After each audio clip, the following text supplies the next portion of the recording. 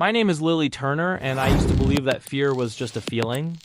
Something that lived in your mind, something that could be controlled if you tried hard enough. I don't believe that anymore. Fear is not a feeling. Fear is a warning, and if you ignore it long enough, it will destroy you. I moved into apartment 4B in May. I thought it was the beginning of a peaceful chapter in my life. I had just gotten out of a toxic relationship, and I wanted space to breathe, to heal, to be alone. I thought solitude would save me. I thought silence would calm me. But I had no idea that someone had already chosen me. Someone had already been watching, waiting, planning, and by the time I realized it, it was already too late. It started small, almost innocent. The first night I moved in, I stepped out onto my balcony to get some air. The building across from mine was only a short distance away, separated by a narrow courtyard. I glanced across and saw a man standing on the opposite balcony. He wasn't doing anything, just standing there, watching. I waved politely because I'm not rude. But he didn't move, he didn't wave back, he didn't even flinch. Maybe he didn't see me, maybe he was zoned out, maybe he was nothing. I thought nothing of it. A few nights later I saw him again, same spot. Same time, midnight. His posture hadn't changed. Straight back. Hands unseen, face lost in shadow. But I could feel it, he was looking at me. This time I closed the curtains. By the fourth night, my uneasiness had turned into a tightness in my chest. A feeling of being observed, judged, studied. He watched every move I made. If I stepped inside, he vanished. If I opened the curtains again, he returned, waiting. I tried to ignore it. I told myself it was harmless. But at night, as I lay in bed, I couldn't stop wondering why.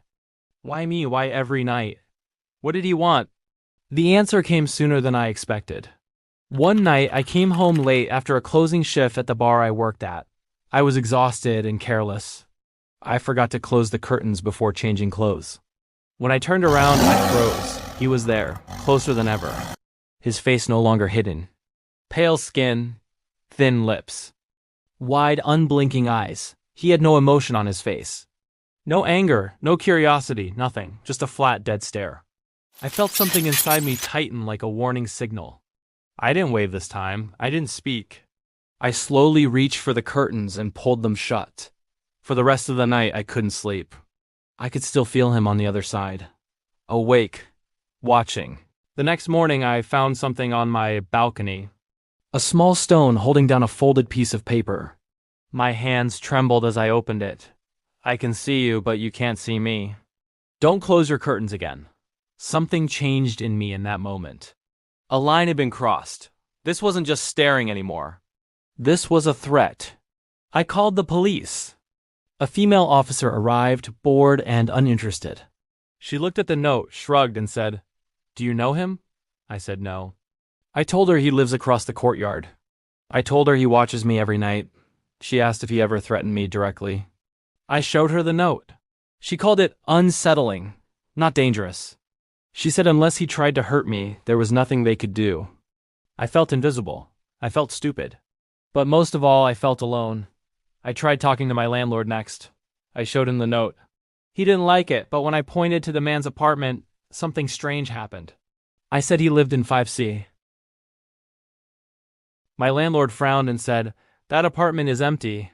I told him that wasn't possible. I had seen someone on that balcony every night. He shook his head and said nobody had lived there for months. The previous tenant had passed away and the unit was still vacant. I didn't believe him. So he took me there himself. We unlocked the door. And he was right. The apartment was abandoned. Sheets covered the old furniture. Dust floated in the air. The smell of stale wood and decay lingered in the room. But when I stepped toward the balcony, my heart stopped. The door was unlocked and slightly open. Someone had been there. Recently, I told my landlord. He told me squatters sometimes sneak in. He said he'd have maintenance lock it up. He said I had nothing to worry about, but I did.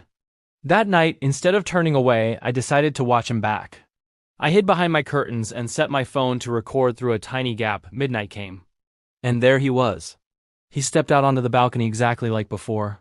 Head tilted, motionless, watching. Then he lifted something. He was holding a phone too. He was recording me. That broke me. I packed a bag and ran. I checked into a cheap motel on the edge of town. The room smelled like cigarettes and old regret, but at least nobody was staring at me through a window. Or so I thought. I sent the video to the police. The same officer called me back and said the footage was too dark to identify anyone. They checked 5C again, still empty. They suggested I get some rest. Nobody was listening. 2 days later, I had to go back to my apartment to get clothes for work. I thought stupidly that maybe whatever this was, it was over. That night I heard it. A faint sound. Something sharp against glass. Scratching. I turned toward the balcony door. Slowly. Terrified. I didn't want to look. But I did. Words were carved into the glass. Why did you leave me? I ran into the hall screaming. Neighbors came out. Someone called the police again. This time they didn't brush me off. 2 officers searched the building. One of them found something, a basement door that was supposed to stay locked, wide open. We went inside, and in one of the old storage rooms we found it. A blanket. A dirty mattress, empty food cans, a backpack, and taped all over the wall. Pictures of me leaving for work. Me walking at the park. Me eating at a cafe. Me sleeping in my bed. He had been inside my apartment. One of the officers shouted from upstairs.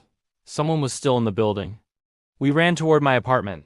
Before I could react, something slammed into me. Knocked me to the floor. He was on top of me, the man from the balcony. Greasy hair, dead eyes, foul breath, a smile that didn't look human. He pinned me down, leaned close to my ear, and whispered, "You left." "But I found you." I screamed until my throat burned. An officer fired. The man collapsed. But he didn't stop smiling. His name was Evan Wallace. He had no ID, no job, no address. He never spoke except for one thing. Over and over again, to anyone who would listen, he said only this: "She knows me. She knows me. She knows who I am." But I didn't, until they found something else. Inside his backpack there were photos of me from years ago, when I was 17, outside my old school, at my mother's house. In different states, different years, he'd been following me for a long time, long before I ever saw him. I moved across the country after that, changed my name. Got a new job, a new apartment, a new life. I thought I was safe, until I went back to my old apartment to pick up a few things I had left behind. I walked into my bedroom and saw that the closet door was slightly open. Inside it, words were carved into the wood, again and again. I live here. I live here. I live here. I live here. And at the bottom, freshly carved, I'm still here. I ran. I didn't look back. I don't sleep anymore. I don't open curtains. I don't trust locks. I don't trust neighbors. Because I know he's still out there, watching and waiting. Because people like him don't stop, and I know he'll find me again. And next time, I won't survive.